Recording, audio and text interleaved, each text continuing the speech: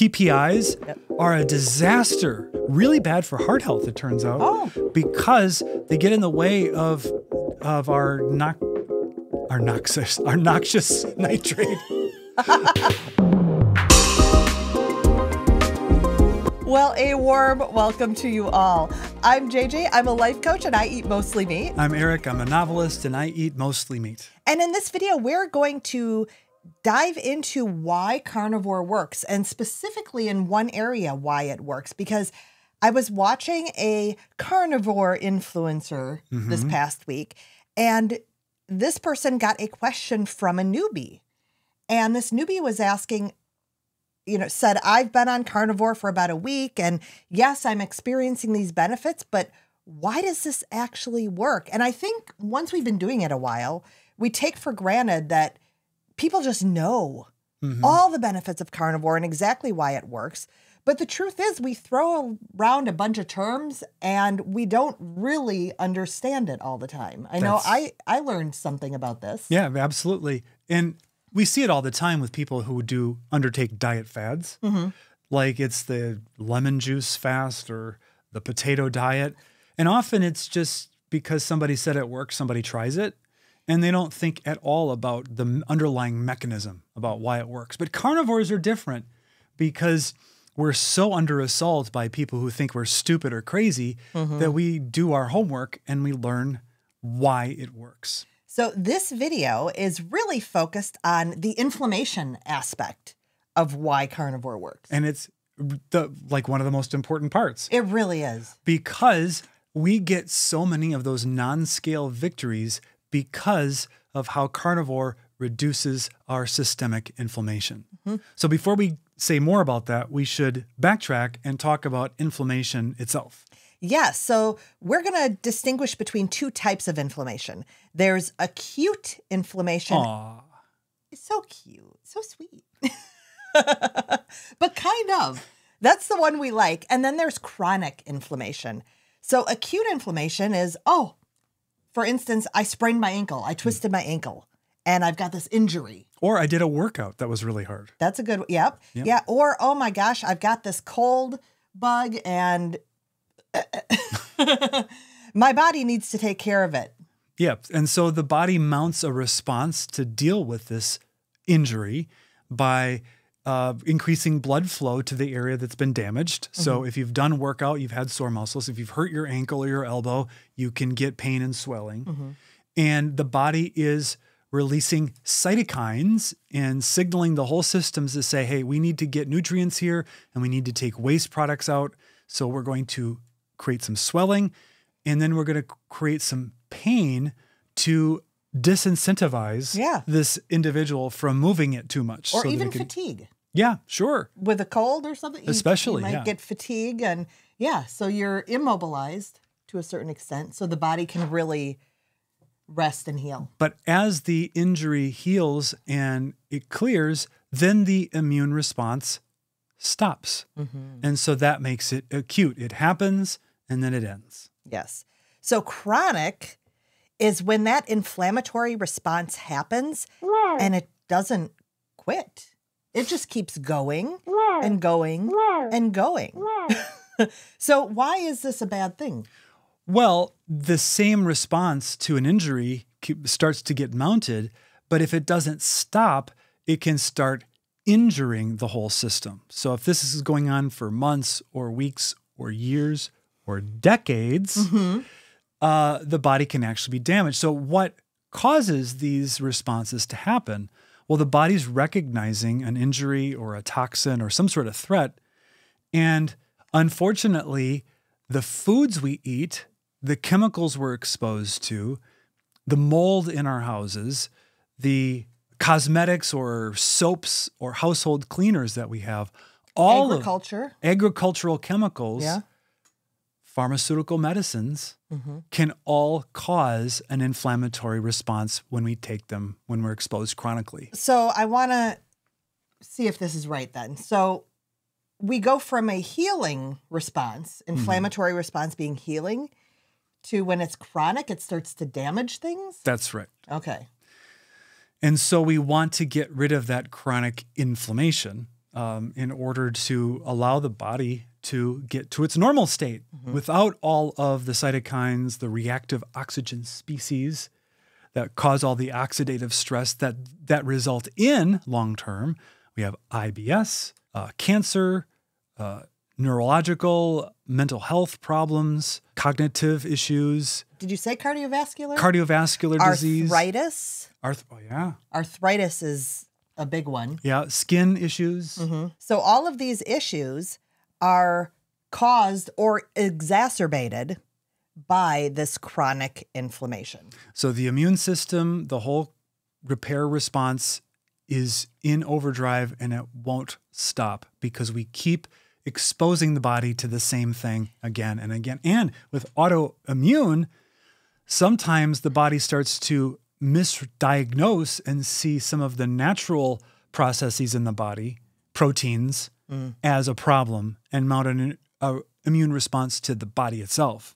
And that's bad. If we go back to looking at the acute inflammation, then we talked about there's pain, there's swelling, and fatigue. Yes. So if we've got chronic inflammation, you may notice pain, swelling, and fatigue. And it is a daily factor. I know for me, my entire 30s, I wasn't so much in pain, but the fatigue was just so much that I could not function at all. Your brain energy was through the floor. It was absolutely, there was no life force. I was exhausted and felt sick basically all the time. And there was nothing I could do about it. It felt like I felt helpless. But no one ever talked to me about inflammation specifically. We did move into diet. That was when I eventually, when I turned 40, had a doctor who helped me remove gluten.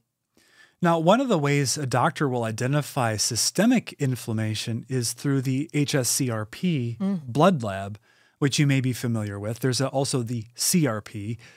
And what this is detecting is some of these immune responses that are ongoing. So if your HSCRP is above 1, that suggests that there's some inflammation somewhere in the system.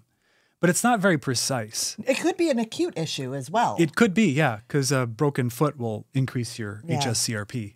Foot?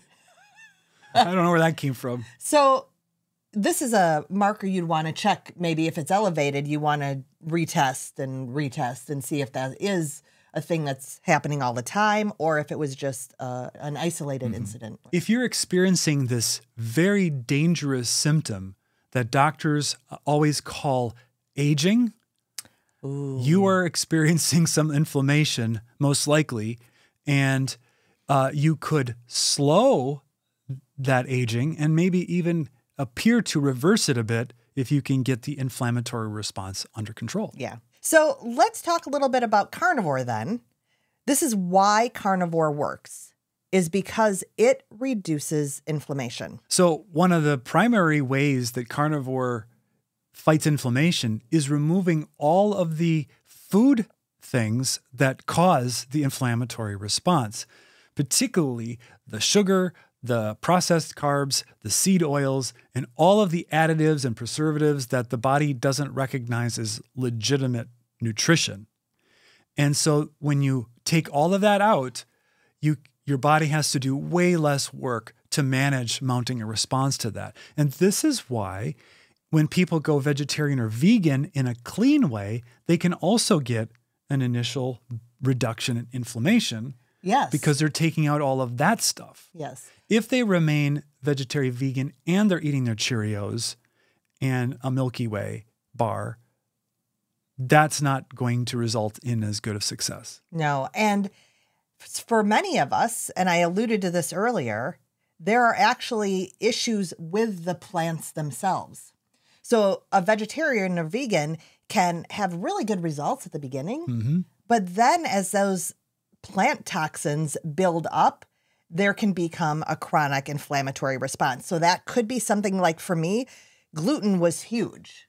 That was a huge toxin for me, but also lectins and oxalates. phytates can all be issues for people. Again, not necessarily everyone has issues with those, but we're finding more and more that people who do have this chronic inflammation have an issue with those types of compounds that are natural compounds as well. That's right. So you will find vegans or vegetarians who are in great health somewhere. And there's always an exception to every rule. But generally speaking, the plants are going to be harder for us to absorb all the nutrients from. And if you have GI issues, the fiber is going to be problematic. Well, and that takes us to how improved gut health can really decrease inflammation. All of the online health pros, whether they're a dietitian who advocate veganism or carnivore, will get really excited about how important the gut is in the whole process. And that's because that's where all the food comes in, right? Inflammation in the gut can increase permeability in the gut and those tight junctions, which results in what is popularly called leaky gut. That was really the beginning of my healing journey, was to heal that leaky gut. And those toxins weren't leaking into other systems. Yeah, because if you have things getting through the lumen into the bloodstream, then the immune system starts mounting immune response to these things that shouldn't be in there. And that starts resulting in inflammation and autoimmune issues. Yes. So that's why starting with the gut is so important. And you start with the gut by taking out all of the things that irritate the gut. Now, you have had an irritated gut as well. I mean, I had the leaky gut experience, but you've had gut issues. Yes, I had gut pain. So presumably the way my gut responded to my diet was, it was being damaged and there was inflammation. I do have a few autoimmune issues that probably were caused by diet and gut problems. And of course, it happens very silently at first. When you're young and you're not feeling the problems. By the time you're feeling pain or you're having GI digestive issues, you're way past the point of being able to, generally speaking, medicate it into any sort of state of normalcy. That's what I was going to say. Back in our early days, you would just have a Tums or something and all would be well, or have some Alka-Seltzer. And of course, reflux is another part of this whole thing. And I was living on Pepsid. I remember Pepsid was such a miracle because we could go to Chi-Chi's and I could overindulge and I wouldn't have to be up all night. Yeah. And I was like, this is amazing. Come to find out, those what are those inhibitors, PPIs, are a disaster for our health, everything downstream of the stomach, but also really bad for heart health, it turns out, because they get in the way of our noxious nitrate, our nitric oxide. We'll get through it. Yeah. I'm not a doctor. I don't know what I'm talking about other than what I've read. So anyway, downstream cardiovascular issues because of nitric oxide disruption due to those PPIs can be a big deal. Yeah. Now, as time went on, too, they weren't working. I mean, you were in gut pain all of your 40s. Yeah. There was a lot of gut pain and keeping you up at night, creating a lot of issues. And all of the recommended fiber and veggies made it worse. And it's because the gut didn't want all those phytates, those polyphenols, or whatever they were, because it was just basically a long, raw nerve. Yeah, very raw. So when we eliminate that fiber and those plant materials, one big thing is most of the meat we consumed is absorbed in the small intestine and very little reaches the large intestine. There's no fiber reaching the large intestine. The large intestine gets this huge break that it's been craving for decades and decades. And that results in an opportunity for it to heal. And speaking of healing, the carnivore diet also reduces inflammation by being so nutrient dense. Really? I thought the only thing in red meat was iron, saturated fat that causes heart disease, and protein. Well, it turns out that's not true. Okay. That meat contains all of the nutrition that we need. And that enhanced nutrition helps us to have regulated insulin, helps us with our cortisol, helps us to take care of the chronic inflammation, to do that healing process and not mount more signals of inflammation. So we're able to take in that nutrition through our healed gut and experience that vitality instead of that inflammation issue. What about vitamin C? What about vitamin C? Aren't we going to all get scurvy? Oh my gosh. I've seen, our friend Amanda and Kelly Hogan and Amber Hearns, all these poor people walking around missing teeth and all scurvied out. You'd think they would just eat one orange and get over it. But no, what the theory is that when you eat carnivore, your need for vitamin C decreases greatly. Now, I'm going to go way on a limb here and talk about stuff I know nothing about. Okay, go ahead. Lay it on us. Because this is like third time removed hearsay. Vitamin C's big role is as an antioxidant.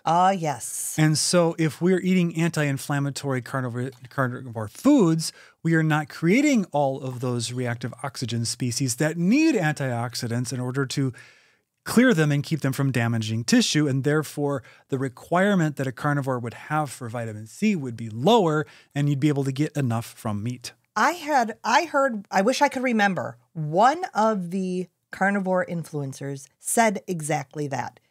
So your hearsay is correct. Yeah, your hearsay agrees with my hearsay. But it was, why are we so focused on taking antioxidants to reduce oxidation and inflammation? Why don't we just reduce the oxidation and inflammation, period? Good idea. Go figure. Go figure. So another way that carnivore helps us reduce inflammation is by putting us into ketosis. I have no idea why this reduces inflammation. Well, ketones specifically are supposedly anti-inflammatory. Just of their own. Of their own. Okay. Yeah. Yeah. I know it's something I've heard, but I don't know the mechanism at all. I do not know this mechanism either. This is just what we're reporting, what we've read. But I do know that people who are in ketosis don't tend to have, including myself, don't tend to have those inflammatory fatigue, aches and pains. And what was the third thing I was saying? Brain inflammation? Brain inflammation? I don't know. Well, I mean, that's a big part of Dr. Ead's whole theory, right? Right. Is that the ketones in the brain are way less inflammatory. They're anti-inflammatory. Yes. Whereas burning the glucose in the brain is inflammatory. It's pro-inflammatory. Yes. So there's another reason carnivore works is that we're eliminating carbohydrates. We're eliminating glucose. So not only are we producing anti-inflammatory ketones, but we're reducing inflammation by reducing our sugar and carb intake because those things are inflammatory. Now, if you're a carnivore, you've heard about the whole blood sugar rise, the insulin response, and then the insulin crash, and the whole hormonal cascade that really causes weight gain. And carnivores tend to talk in terms of hormones, not energy, not calories. And so when you're eating carnivore, you're keeping that blood sugar very, very even, and you're not getting that insulin response. And so presumably, when you're having lots of insulin spikes, it's more inflammatory because insulin itself in high levels in the bloodstream is inflammatory to the coronary artery system. Yeah. Yeah. And so by keeping that lower, you're avoiding any of that endothelial damage that might be caused by insulin and that which would be caused by high blood sugar. So that's all positive. Yeah. So those are some of the main reasons of why carnivore works in terms of inflammation. It's that we've reduced our carbs, we're eating nutrient-dense foods, we're in ketosis, we have improved gut health, our guts heal, we have hormone regulation, and we are no longer ingesting the toxins. We might still get our environmental toxins. There might still be that perfume that someone's wearing or the agricultural chemicals in our environment or mold. But we are taking a huge, huge load off of our body by not ingesting those toxins. So those are a huge number of non-scale victories that you get by reducing inflammation through carnivore. But yes, there is a scale victory associated with reducing inflammation. Really? Because when you're less inflamed, you hold less water. That is true. So puffiness. When you gave up sweeteners and dairy and tightened your diet down, you lost puffiness right away. I could tell within a few days that you were less puffy. We would love to hear from you if you have had any victories in terms of inflammation. I know one of mine is that my ankle is better. I don't have as much swelling in my ankle. I have fewer aches and pains in my body, fewer headaches.